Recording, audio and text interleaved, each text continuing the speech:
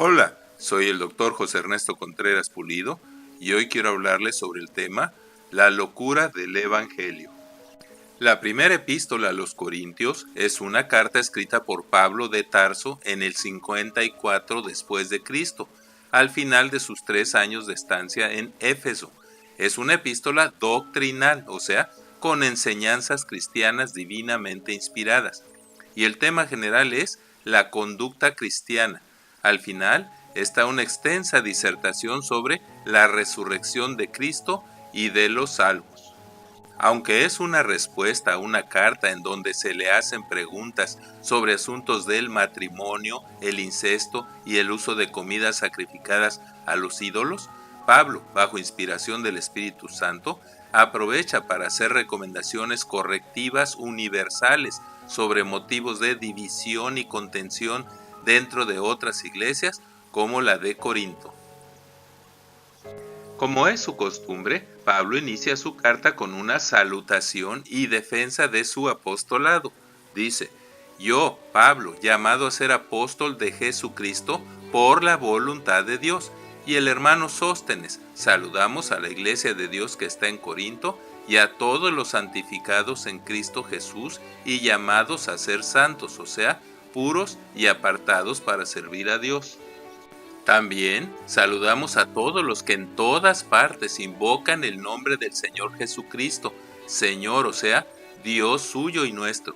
Que la gracia y la paz de Dios nuestro Padre y del Señor Jesucristo sean con ustedes.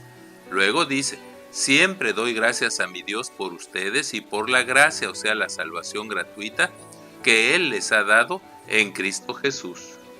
Porque en Él ustedes fueron enriquecidos en todas las cosas, tanto en la palabra como en conocimiento de la Biblia.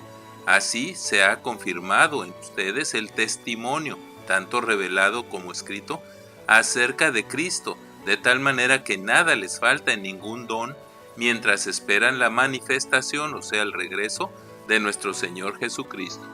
Él los confirmará hasta el fin, para que sean irreprensibles en el día del regreso de nuestro Señor Jesucristo. Fiel es Dios quien los ha llamado a tener comunión con su Hijo Jesucristo, nuestro Señor, o sea, gran Dios y Salvador. Así se establece que la salvación integral es dada por gracia y que el salvo crece en la gracia y no hacia la gracia.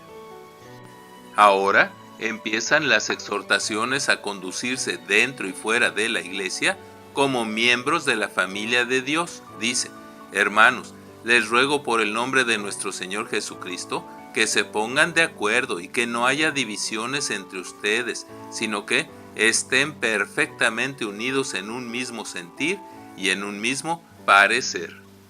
Digo esto, hermanos míos, porque los de Cloé me informaron de sus contiendas.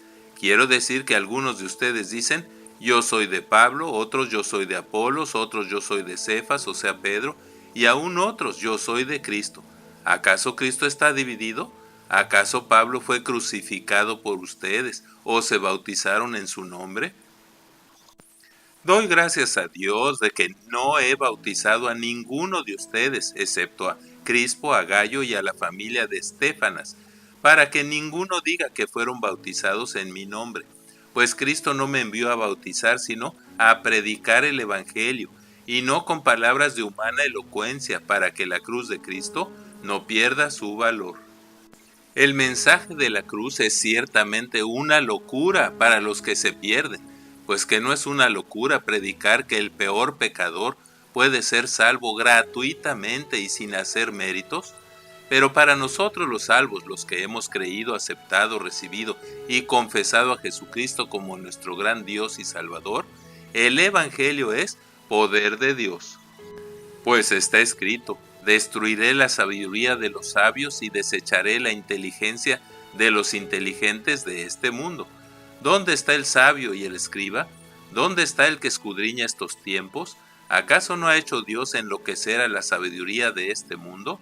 Pues Dios no permitió que el mundo lo conociera mediante su sabiduría, sino que dispuso salvar a los creyentes por la locura de la predicación.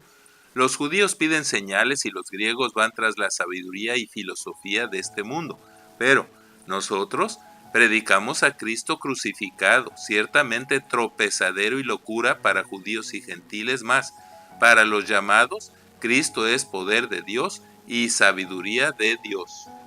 Porque lo insensato de Dios es más sabio que los hombres, y lo débil de Dios es más fuerte que los hombres. Consideren, hermanos, su llamamiento. No muchos de ustedes son sabios según los criterios humanos, ni poderosos o nobles, sino que Dios eligió lo considerado necio y débil en el mundo para avergonzar a los sabios y fuertes.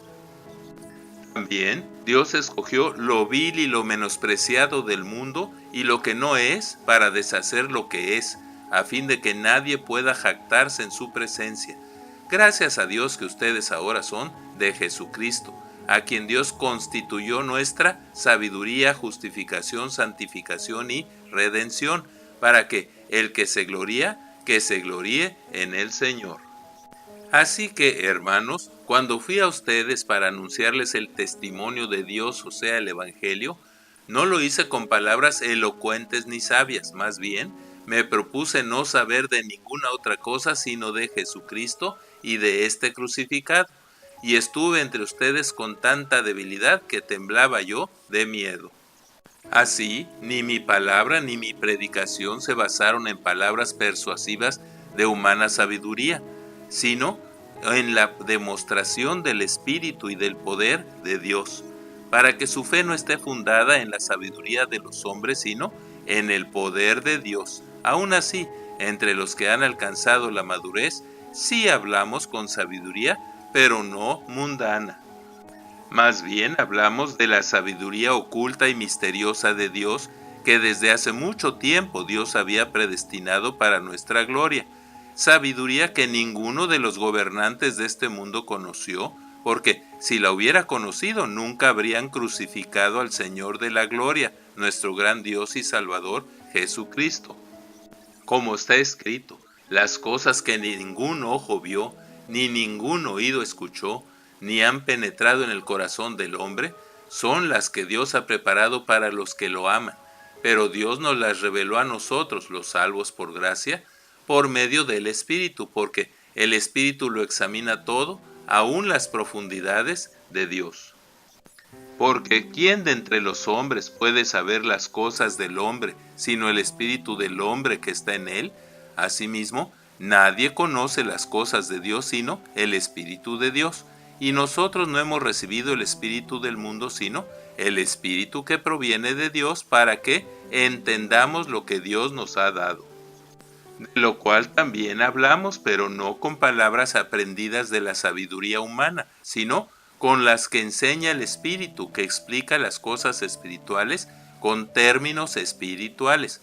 Pero el hombre natural no percibe ni puede entender las cosas del Espíritu de Dios, ya que para él son locura, pues se han de discernir espiritualmente. En cambio, el hombre espiritual, o sea, el salvo e iluminado espiritualmente por el Espíritu Santo, juzga todas las cosas, pero él no es sujeto al juicio de nadie, porque ¿quién conoció la mente del Señor, o quién podrá instruirlo? Mas nosotros tenemos la mente de Cristo. Gloria a Dios por la locura de la salvación, solo por gracia y por la fe. Amén. Muchas gracias por su atención, y es mi oración que Dios les siga bendiciendo ricamente. Amén. Así sea.